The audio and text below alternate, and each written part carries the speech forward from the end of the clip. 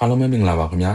2026 of 1GB ရဲ့ကျွန်တော်တို့ website စနစ်တစ်ပြောင်းလဲမှုကြောင့်ပေါ့နော်ကျွန်တော်တို့ဒီ2026နှစ်လပိုင်းအတွင်းလျှောက်ထားတဲ့သူတွေရဲ့ဟိုအရင်တုန်းကပေါ့နော်2024 2025ကျွန်တော်တို့ MyPID လျှောက်ထားတဲ့သူတွေပေါ့နော်ကျွန်တော်တို့ password မှန်ရတဲ့နဲ့ကျွန်တော်တို့ log ဒီ2026ကျွန်တော်တို့ဒီအခု4လပိုင်းမှာပေါ့နော် login ဝင်တဲ့အခါမှာ password မှန်ရတဲ့နဲ့ login ဝင်လို့မရတဲ့ပြဿနာတွေဖြစ်နေပါတယ်အဲ့အတွက်ကြောင့်ကျွန်တော်တို့ဘာလုပ်ရမလဲဆိုတော့